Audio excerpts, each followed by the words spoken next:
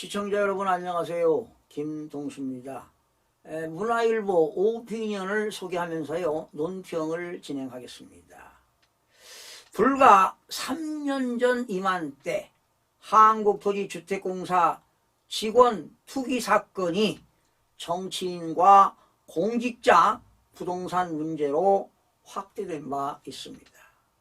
대내적 수사 처벌과 입법 보완 등으로 이어졌습니다.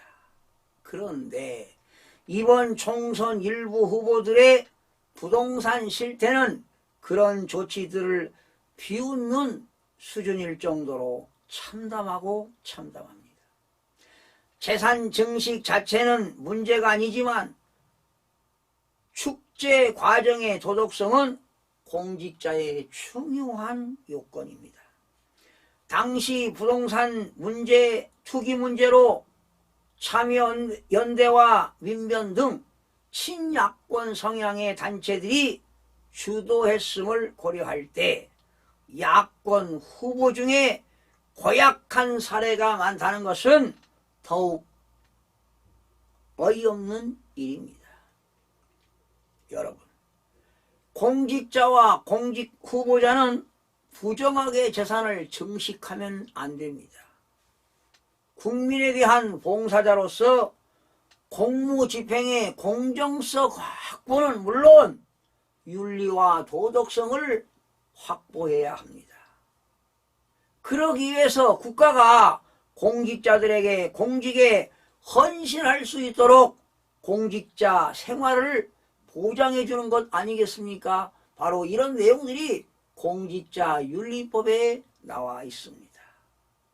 여러분, 드러난 사례들을 보게 되면 이러한 공직자 또 공직자 후보들이 갭투기와 편법 담보대출, 20대 아들, 딸들에게 건물과 토지를 증여, 부동산 과다 보유 등 유형들도 아주 다양합니다. 더불어민주당 후보들이 더욱더 심각합니다. 비명계를 향해 독서를 내뱉어 당에서 징계까지 받은 찐명 양문석 후보, 경기 안산갑입니다. 양문석 후보는 2021년 서울 서초구 잠원동 아파트를 사면서 대학생 장녀 이름으로 11억 원의 주택담보대출을 받은 것으로 드러났습니다. 4월 7일 대구 수성 새마을 금고 채권 최고액 13억 2천만 원에 근저당을 설정했는데 바로 채무자 명의가 장녀라는 것입니다. 그렇다면 채무자가 장녀면 채무자는 새마을 금고에 매월 이자를 갚아야 됩니다. 그런데 그 이자를 어떻게 대학생이 갚겠습니까? 부모가 갚을 거 아니겠습니까? 그러면 이것도 하나의 증여가 되는 겁니다. 바로 상속세미 증여세법을 위반한 겁니다.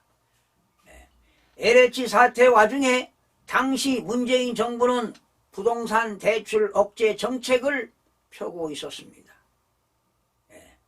양 후보는 영끌 광풍이 불던 때라 대출에 편법적 소지가 있었음을 인정한다고 시인했습니다. 대출이자를 대신 갚아주었다면 증여 문제도 생깁니다. 당연한 얘기입니다. 또한 현대자동차 사장 출신으로 민주당에 영입돼 경기 화성을에 출마한 공영훈 후보는 현 시세 30억 원에 이르는 서울 성수동 건물을 군 전역을 앞둔 아들에게 토지거래 허가구역 지정 하루 전에 증여를 했습니다. 부모 찬스로 비치는 만큼 청년들에게 희망을 주는 정치라는 구호가 민망스럽습니다. 38억 원대 부동산을 사면서 37억 원을 빚을 내 갭투기 의혹을 받은 세종갑 이영선 후보는 공천이 취소가 됐지요. 비슷한 사례도 속출하고 있습니다. 문정부 청와대에서 반부패 비서관을 하다 부동산 문제로 경질된 바 있는 김기표 후보입니다. 경기 부천을에 출마한 김기표 후보는 서울 마곡동에 있는 상가와 아파트 등 부동산으로 80억 원을 신고했는데 은행 채무가 56억 원입니다.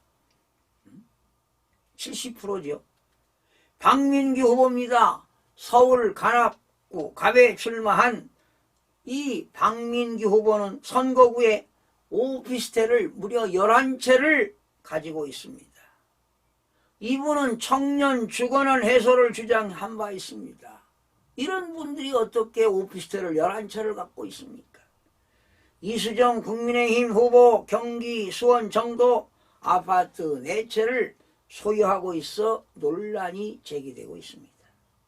유권자 앞에서는 공정과 정의를 외치는 후보들이 뒤에서는 투기로 재산을 불리고 편법으로 상속하고 증여하는 위선적 행태가 적나라합니다. 게다가 이번 총선 후보 중에는 중대 형사범죄의 혐의자가 유난히도 많습니다. 해당 정당이 공천을 취소해야 하겠지만 그럴 것 같지는 않습니다. 이제 와서 만약에 공천을 취소하게 되면 다른 후보를 낼 수가 없습니다. 이미 선거관리위원회에 등록을 했기 때문입니다. 상당수가 당선권이라고 합니다. 유권자가 그런 정당과 후보를 심판할 수밖에 없습니다. 그렇지 않으면 21대 국회는 위선 범법자 소굴로 전락할 것입니다. 돌아오는 4월 10일 날 여당이 되었던 야당이 되었던 후보자들을 잘 여러분들이 판단하셔서 소중한 한 표를 행사하셔서 진정한 일꾼, 성실한 일꾼, 참신한 일꾼, 소명의식을 가진 일꾼, 도덕성과 윤리성이 뛰어난 일꾼, 투기만 하는 일꾼을 뽑아서 되겠습니까, 여러분? 참신한 일꾼들을 우리가 두 눈 부릅뜨고 선출해야 할 것입니다. 시청해주신 여러분 고맙습니다.